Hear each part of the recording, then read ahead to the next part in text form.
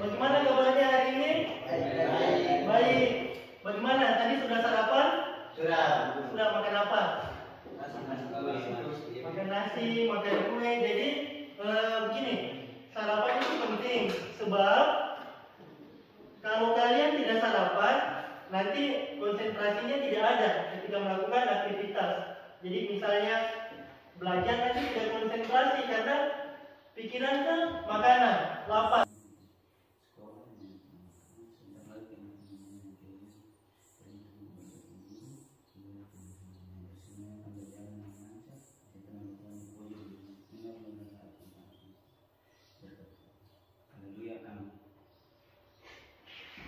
Ya, terima kasih. Sebelum Pak Guru mulai, ini pembelajaran coba Pak Guru absen dulu. Amos? Hadir. Hadir. Robert? Hadir. Anton? Hadir. Wilmince? Hadir. Renaldi? Hadir. Nathan? Hadir.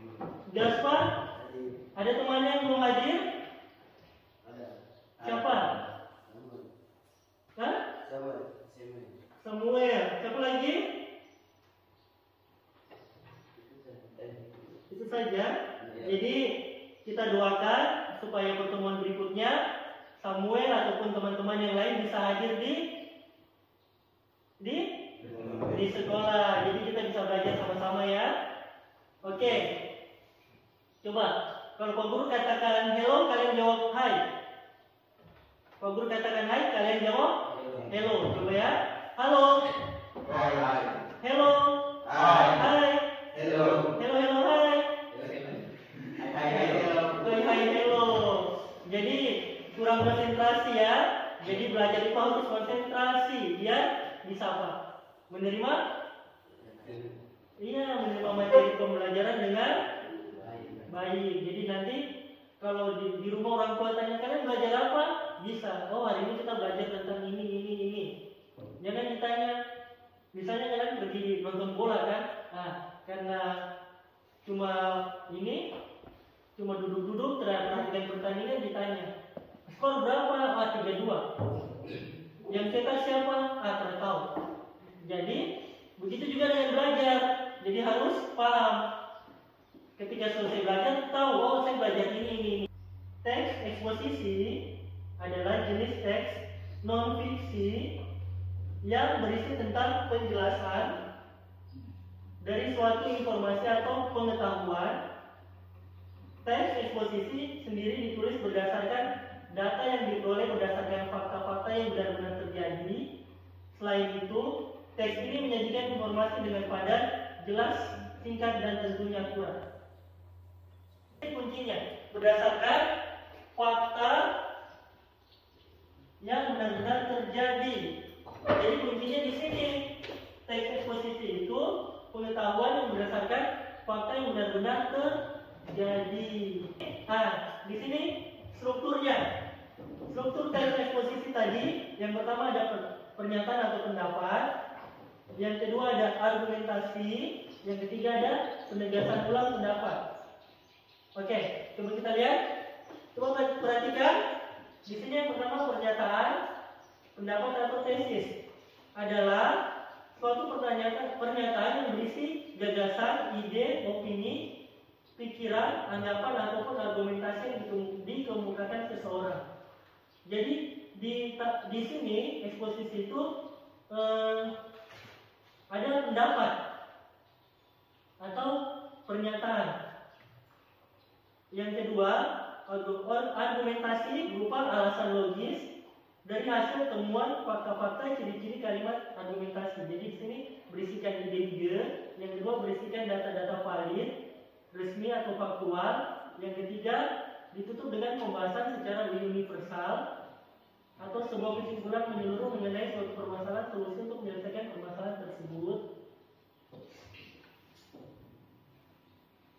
Struktur yang ketiga merupakan bagian berisi penegasan ulang pendapat sang penulis, yaitu bagian yang bertujuan menegaskan pendapat awal serta menambah rekomendasi atau saran. Coba kita lihat baik-baik. Yang pertama, jadi eksposisi itu yang pertama ada pernyataan atau pendapat. Pendapat itu adalah gagasan atau ide pemikiran dari penulisnya. Jadi kalau penulis mengatakan olahraga itu baik bagi kesehatan. Jadi misalnya di sini ada pendapat olahraga itu baik bagi kesehatan. Oke? Dia ada di sini di bagian pendapat atau tesis. Nah, nanti di bagian kedua, di bagian argumentasi dijelaskan mengapa itu tadi dikatakan olahraga baik bagi kesehatan. Di sini di bagian kedua di argumentasi ini diberi data-data atau fakta-fakta yang mendukung tadi pernyataan tadi. Jadi misalnya karena dengan berolahraga kita menjadi lebih segar, tubuh menjadi lebih segar dengan berolahraga. Apalagi coba. Jadi misalnya di sini pendapatnya tadi olahraga baik bagi tubuh. Olahraga baik bagi tubuh. Terus apa? Olahraga baik bagi tubuh. Kalian sudah ada penghapus ya?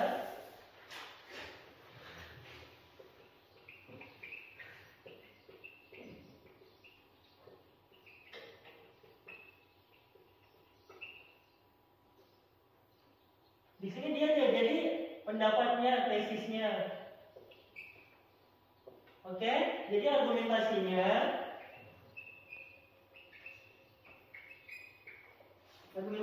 adalah fakta-fakta atau data-data yang mendukung bahwa olahraga itu baik bagi tubuh. Apa coba?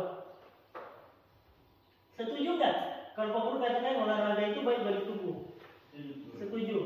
Nah, kalau kalian setuju, apa faktanya sehingga bisa dikatakan olahraga baik bagi tubuh? Karena apa? Iya, ditulis di sini misalnya satu karena karena sehat, olahraga membuat sehat. Misalnya ini karena olahraga sehat. Terus apa lagi? Ya? Menambah? Masa menambah vitamin? Coba kalau kalian habis olahraga, kalian rasakan apa coba? Badan kuat atau badan segar, kan? Badan segar. Terus selanjutnya, gitu kan? Nah, nanti di sini di penegasan ulang, bagian penegasan ulang merupakan bagian yang berisi penegasan ulang pendapat sang penulis. Jadi dia di sini ditegaskan ulang bahwa olahraga itu sehat. Jadi misal kalian buat misalnya begini. Oleh karena itu kita harus rajin berolahraga agar tubuh kita tetap sehat dan jauh dari penyakit. Oke, coba lihat di sini saya posisi menggunakan kata teknis. Jadi yang pertama ada kata teknis adalah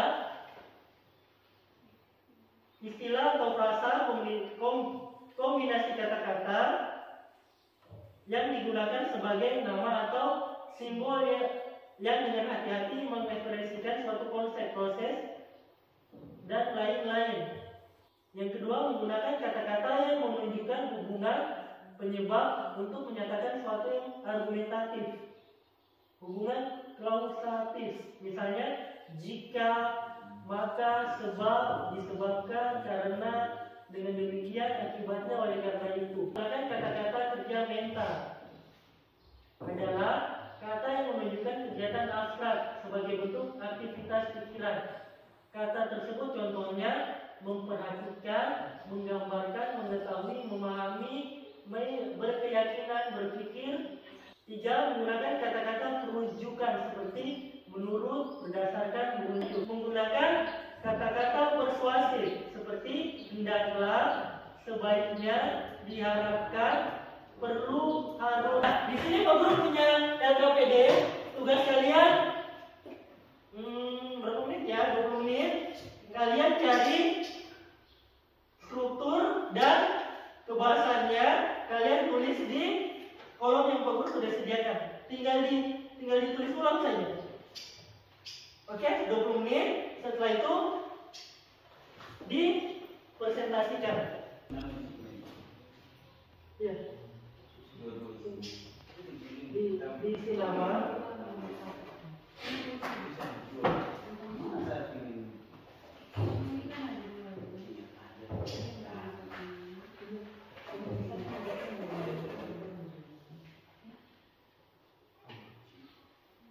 Ya, di sini. Tinggal isi di kolom ini. Di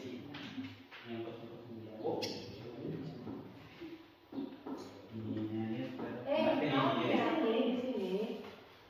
Ini tahu tinggal isi di sini. Oh, dari sini baru isi di sini. Iya, kan sudah pengurus ada di kolom. Oh.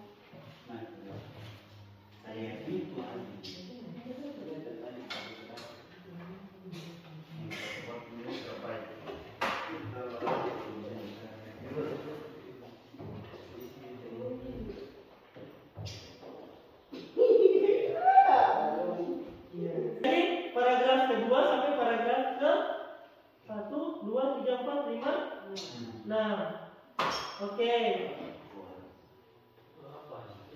Jadi penegasan ulangnya ya, paragraf yang mana? Yang mana? Penegasan ulang yang mana?